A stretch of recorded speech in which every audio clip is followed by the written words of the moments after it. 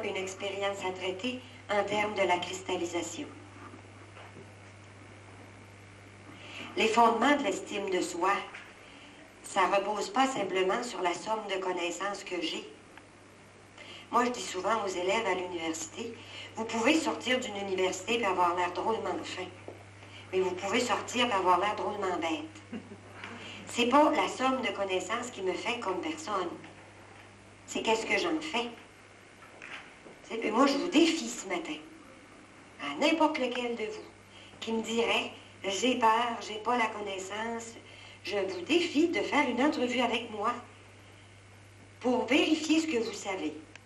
Là où vous allez avoir de la difficulté, c'est pas au niveau des connaissances de contenu ni des connaissances d'habileté. C'est au niveau de l'estime de vous-même. Est-ce que je vais être assez bon? Est-ce que je vais être capable? Mais pas capable intellectuellement, capable affectivement. Alors, on retrouve la même composante d'estime de soi. Il faut faire confiance à son expérience. Je ne suis pas un robot. Quand je suis en relation avec quelqu'un, je sens des choses. Et c'est peut-être ça qui va me mettre sur la piste. Une personne peut pleurer devant moi et que vraiment, moi, comme personne, je me sens triste. Ça veut dire qu'il y a de bonnes chances que la personne soit triste. Par contre, un étudiant peut pleurer devant moi et j'ai envie de rire. Ça, c'est beaucoup plus embêtant. Ça m'est déjà arrivé. Alors, j'étais très malheureuse. J'ai écouté, hey, au début, je voulais pas voir. Je me dis, mon Dieu, qu'est-ce qui m'arrive ce matin? Il pleure et moi, j'ai envie de rire. Alors, je me trouvais méchante, pas correcte. J'avais envie de me mettre toutes sortes d'étiquettes. J'ai repensé à l'entrevue. J'ai fait une deuxième entrevue avec lui. La même chose se produisait. Et tout à coup, je lui ai dit. Parce qu'il s'est bien aperçu qu'ils ne sont pas fous, les étudiants, hein, ils nous sentent. Quand on croit pas à ce qu'ils nous disent, on leur passe pas des sapins. Comme eux non plus, ils nous passent pas toujours des sapins. Et j'ai dit, mais je te sens pas triste. C'est quoi donc, des sapins? Passer des sapins, ça veut dire se faire avoir.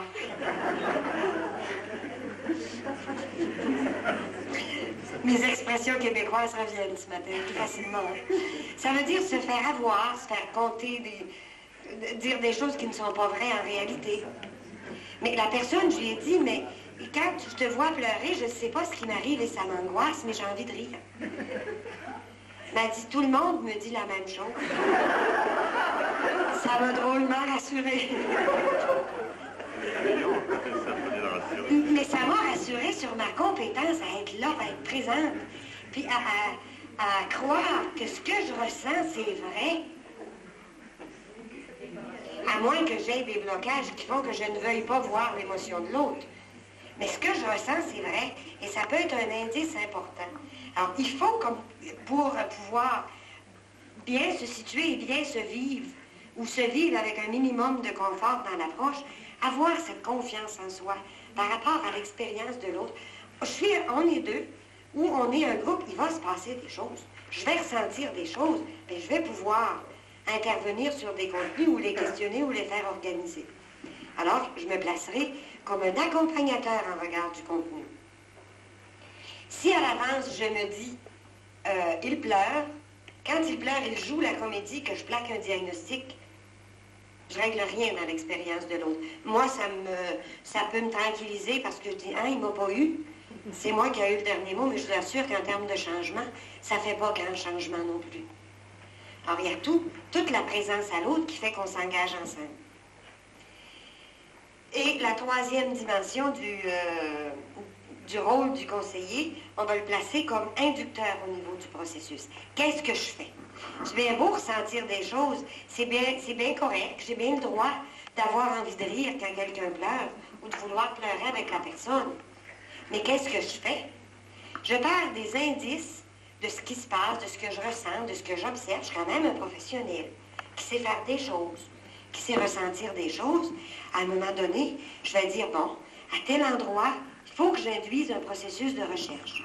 Je me rends compte que la personne, elle a de la difficulté à explorer parce qu'elle elle se ferme toutes les portes. Elle veut avoir une réponse avant d'avoir cherché.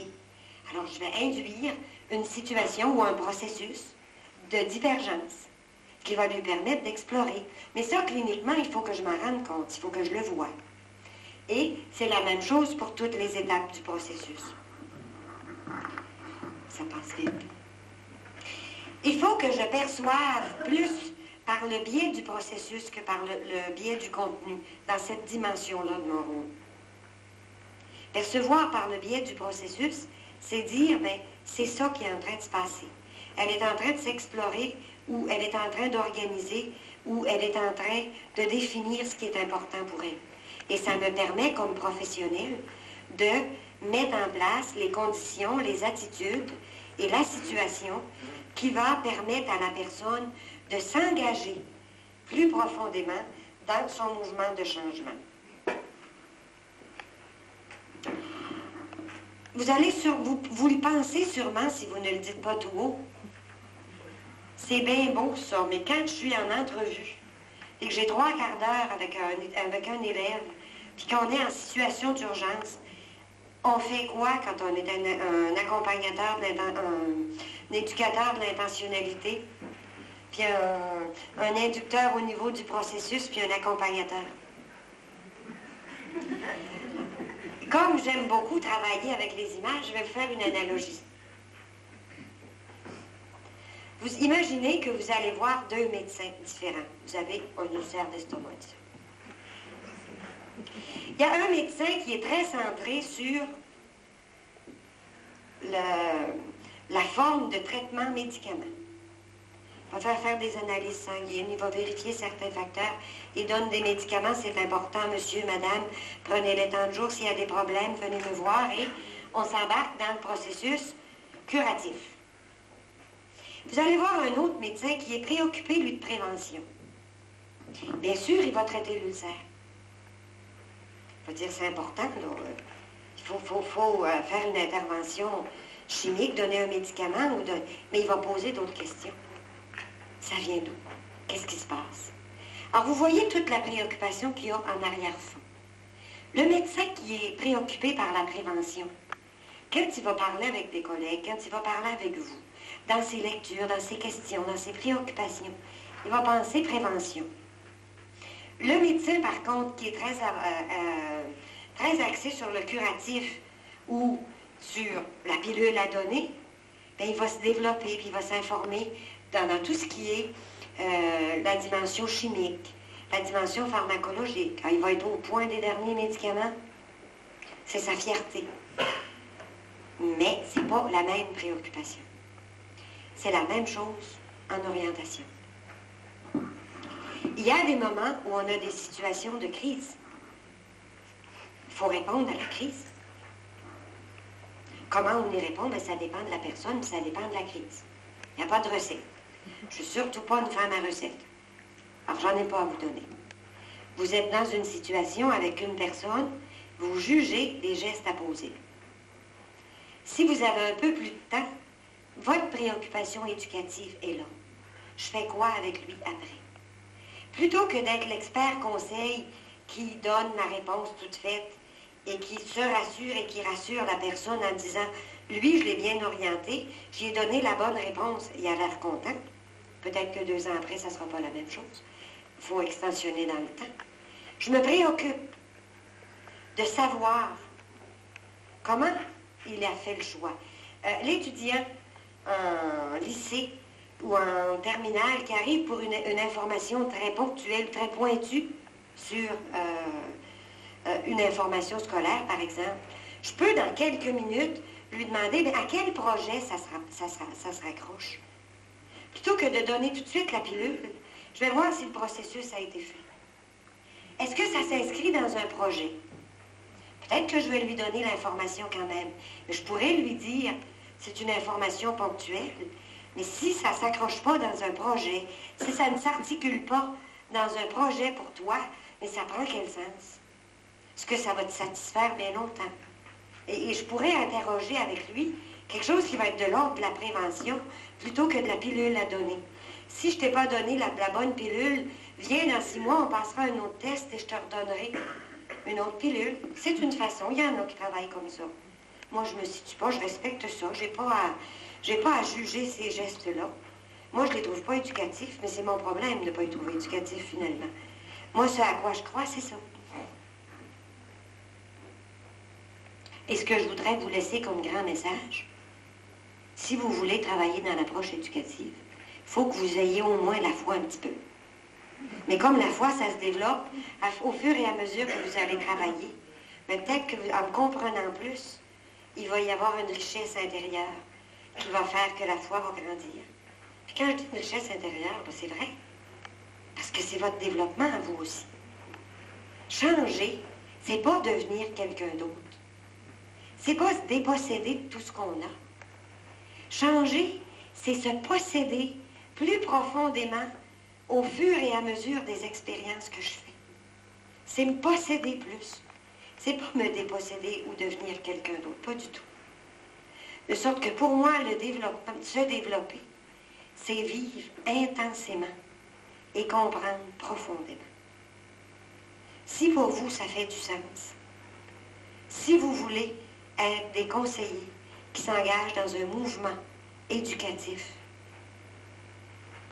je vous dis d'abord, commencez par croire en vous, dans votre propre expérience, dans votre capacité à vivre des expériences, à développer une estime que vous avez de vous-même et un respect de vous-même par rapport à ce que vous voulez être et ce que vous voulez faire. Et ce sont les deux prérequis qui vous permettront de vous engager dans un développement personnel, dans un développement professionnel. Parce que, bien sûr, il va se passer des choses en orientation. Ça ne sera pas facile, hein? Au Québec, quand on a commencé à parler de l'approche éducative, on a ri de nous pendant 5 ans. Heureusement qu'entre nous, on se supportait, puis qu'on avait quand même du plaisir à travailler ensemble, parce qu'on aurait lâché. 5 ans. C'est long, quand on croit à quelque chose, puis avec des collègues, là, bureau à côté, là. Il rit de moi quand j'en parle, quand je vais prendre le café avec lui. 5 ans, j'ai trouvé ça long. Il me semble que je m'en serais contentée de 2 ans.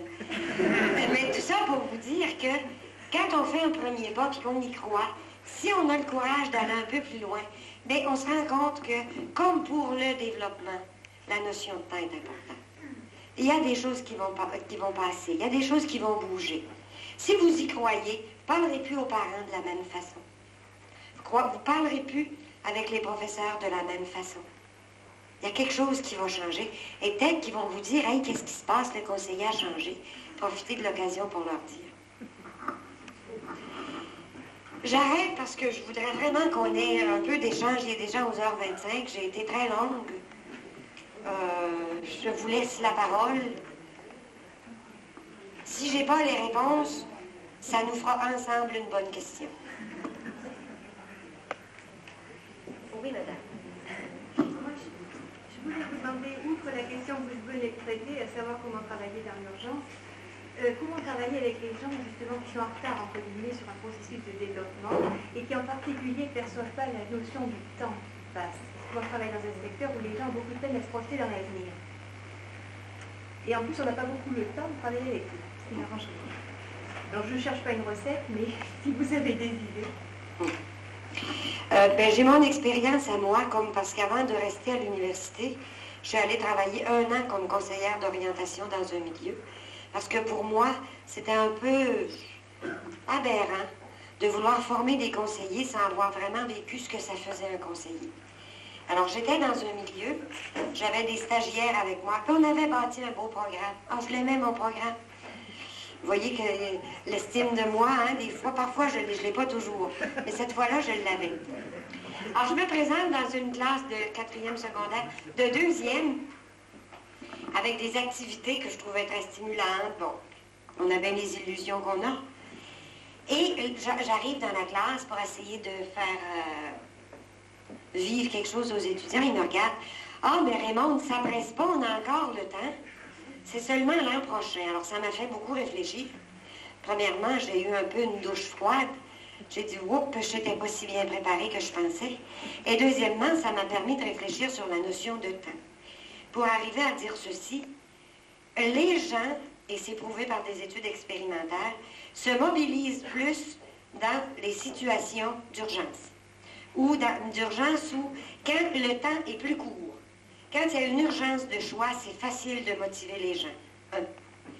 2, on observe aussi que Les étudiants qui vont en professionnel cours ont plus de maturité, et une maturité plus grande plutôt pour choisir que ceux qui font des études plus longues. Et on revient au même facteur, l'urgence de choisir ou la nécessité de se définir. Quand vous êtes avec des étudiants qui vous disent « j'ai le temps », si vous pouvez les questionner ou mettre en place une réflexion ou par des questions, les amener à voir qu'il y a quand même une certaine urgence, vous allez les aider à s'engager un peu plus vite. Aussi longtemps qu'ils ont du temps, vous n'arriverez pas à les impliquer. Il faut qu'il y ait une urgence. Comment vous pouvez le faire? Il y a toutes sortes de biais. Vous pouvez le faire par l'information scolaire. Vous pouvez le faire par les débouchés d'emploi, par la nécessité de la formation, d'avoir déjà commencé à choisir si on veut avoir les résultats scolaires nécessaires, pour toutes sortes de raisons que vous comprenez dans votre contexte et qui sont différentes du contexte du Québec. Essayez de créer une nécessité. Si vous n'arriverez pas à créer, si vous n'arrivez pas à créer la nécessité, vous ne motiverez pas les étudiants. Oui. Et quand le problème inverse se pose, c'est-à-dire que les gens vous disent mais là, il faut tout de suite que j'ai un emploi, donc quand la nécessité est tellement proche que les gens ne sont pas prêts de suivre une démarche. Quand ça arrive qu'il y a des étudiants qui nous arrivent 1 heure avant d'aller déposer la formule de choix et ils voudraient savoir quoi faire. Bien sûr, il faut répondre à l'urgence, un peu comme le médecin pour l'ulcère. Mais moi, j'ai pris comme habitude de ne jamais laisser partir cet étudiant-là sans lui avoir posé 2 ou 3 questions sur son projet. Il me semble qu'on est en situation d'urgence. On agit un petit peu là, comme des pompiers, on est en feu. Mais il va-t-il y avoir des dégâts à la maison après? La maison, vas-tu la retrouver? Je travaille beaucoup, moi, avec l'image. Parce que je trouve que ça crée plus vite une relation et que ça fait comprendre. C'est moins menaçant pour l'individu en termes de niveau d'implication. Mais je pose des questions. Je me dis, peut-être qu'il en restera quelque chose. Je ne sais pas toujours ce qui va rester. Il y a des élèves qui reviennent et disent, hey, mais vous m'avez posé des questions et ça m'angoisse ou ça m'inquiète. Est-ce qu'on pourrait en parler? Et je sais qu'il y a des élèves qui vont voir d'autres conseillers ou des parents ou des profs qui en parlent entre eux. Je me dis, si au moins, avec l'urgence qu'ils m'ont apportée, j'ai pu faire un petit pas ou une question pour les amener à se mettre un peu plus en mouvement, j'ai fait un peu plus qu'éteindre le feu. Parfois, je me dis, quand je parle comme ça, c'est peut-être ma petite consolation. Mais vous savez, il faut les prendre pendant qu'ils passent.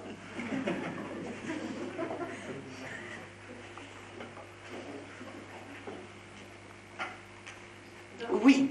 Dans le rapport au temps, je crois qu'il y a effectivement l'urgence. Je vais parler de ce que je crois, moi aussi. Oui, je vais vérifier le fait que je fais comme ça. Je crois à l'urgence, qui est un bon moment qui fait que les gens, les consultants ont envie et sont plus mobilisés pour changer, pour trouver une solution. Mais je crois aussi, en tout cas chez les adolescents, et il m'arrive de leur dire que s'il y a une espèce de... Ils freinent pour ne pas penser à plus tard, et il y en a, je sens que c'est ça qui se passe, je leur dis, mais c'est comme si ils connaissent le plaisir de l'instant. Ils voient des adultes qui sont tout le temps dans le futur, et ils ont l'impression qu'ils vont avoir à choisir entre ces 2 fonctionnements, et ils s'agrippent le plus longtemps possible au plaisir de l'instant, comme s'ils allaient le perdre, et choisir le contraire. C'est-à-dire, et ils voient assez peu d'adultes qui arrivent à tenir les 2 à la fois, le plaisir de l'instant ou le fait d'être présent maintenant, plaisir ou pas plaisir, et puis arriver à faire des projets et raisonner par étapes, raisonner par intention, raisonner avec un but et puis les moyens d'y parvenir. Et ils voient assez peu d'adultes qui arrivent à faire les 2. Alors, je crois qu'il y a ça. Et puis, il y a le fait de penser par étapes et de se projeter dans l'avenir. Je crois qu'il y a eu des études là-dessus aussi. C'est socialement quand même assez... On peut repérer des différences sociales. Hein. Oui, tout à fait. Alors,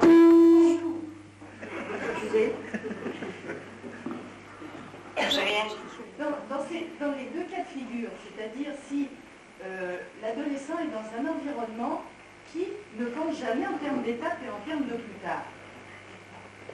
Et si il voit bien ce qu'il a maintenant et il n'arrive pas à voir ce qu'il a plus tard, il ne veut pas penser à plus tard parce que on sait ce qu'on a, lâcher ce qu'on a et puis penser à plus tard et perdre cette présence à l'instant.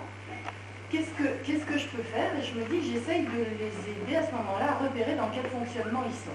Oui, et je leur dis qu'ils ont toutes les raisons, sûrement ils ont de bonnes raisons de faire comme ça. Oui. Et je me dis que il n'y a que quand ils en ont marre qu'ils décident de changer. Oui. Moi je sais qu'il n'y a que quand j'en ai marre que je décide de changer. Oui.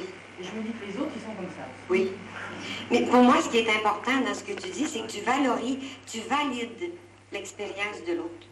Il y a toutes les raisons, de très bonnes raisons d'être comme ça. Puis, je dis, ben oui, c'est très bien. Tu valides son expérience plutôt que de le désorganiser. Et c'est fin ce que tu dis. En termes du modèle de développement qu'il y a dans l'approche.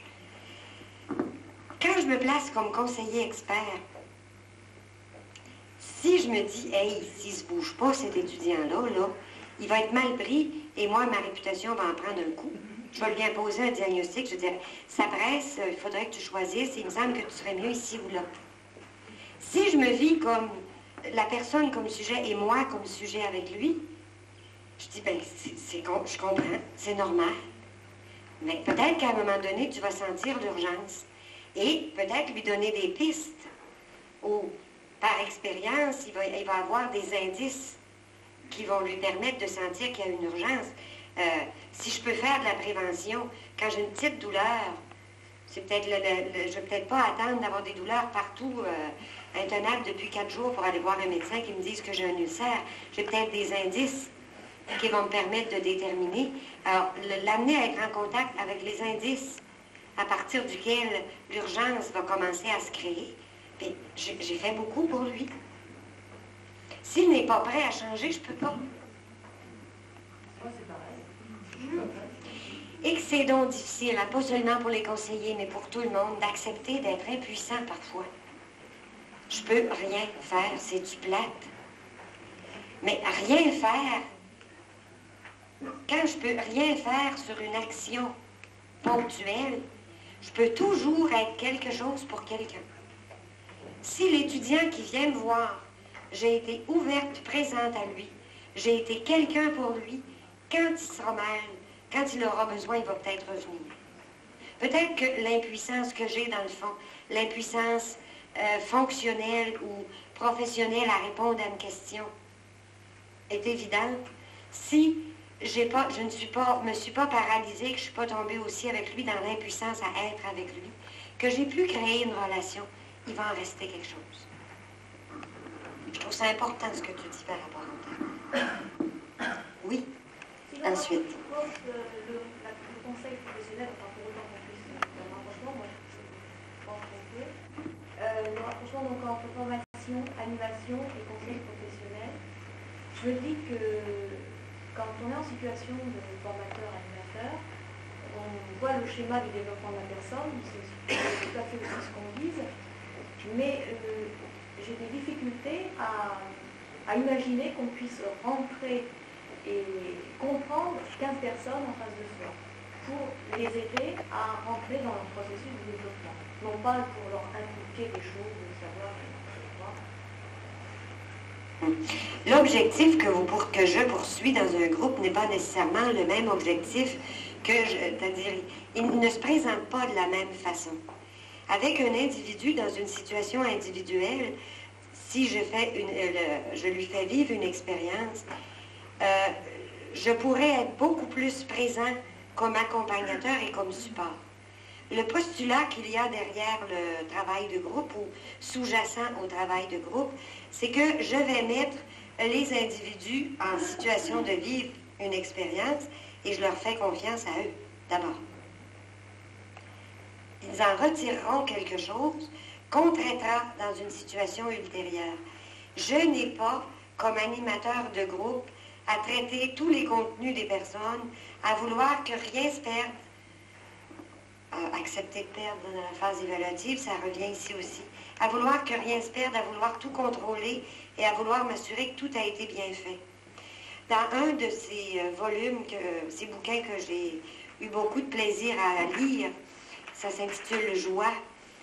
Schutz, qui est un interventionniste dans l'approche humaniste, a dit une phrase qui m'a beaucoup marquée en termes de travail de groupe. Il dit le bon, parce que lui, il parle de thérapeute, par exemple, il est en thérapie, ça s'applique à nous. Le bon thérapeute, c'est celui qui oublie 90% de ce que son client lui a dit. Il retient l'essentiel. Dans un groupe, c'est la même chose. Je ne pourrais pas travailler avec le même niveau de profondeur ou avec la même attention à chaque personne, et ce n'est pas la fonction du groupe. La fonction du groupe, c'est d'amener les personnes à se vivre comme sujet et à réfléchir par rapport à eux-mêmes. Et je ne suis pas seule dans le groupe non plus. Il y a d'autres personnes qui vont envoyer des perceptions à l'individu. Alors, il y a toutes les interrelations qui se créent.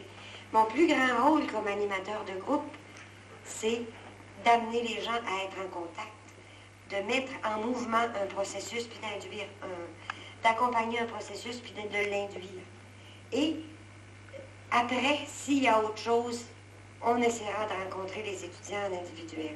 Mais je ne peux pas me vivre et me voir de la même façon par rapport aux objectifs, mais je dois me voir et de la même façon par rapport aux attitudes.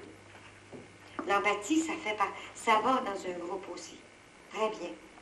C'est nécessaire. La confrontation aussi, l'authenticité. Les mêmes attitudes, vous les retrouvez ou dans le groupe ou dans l'individuel. L'objectif immédiat d'apprentissage n'est pas nécessairement le même. Et ça doit être clair pour vous, quand vous commencez un groupe. Vous aviez une question? Oui.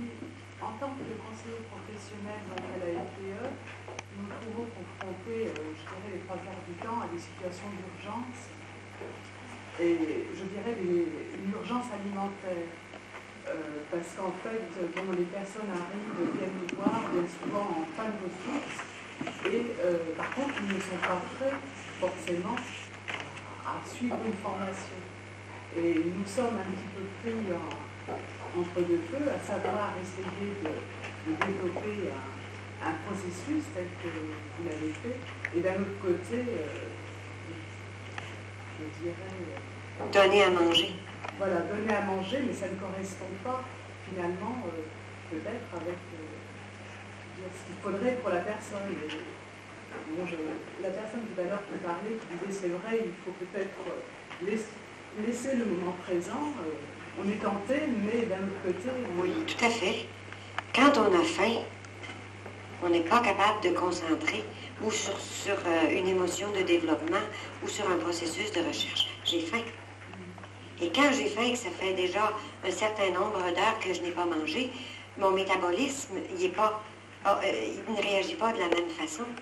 Alors, tout mon système endocrinien va être mobilisé pour l'expérience de la faim et il n'y aura pas d'énergie disponible pour une expérience de développement.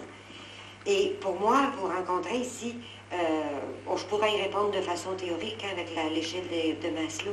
Vous la connaissez, je n'ai pas besoin, je pense, de vous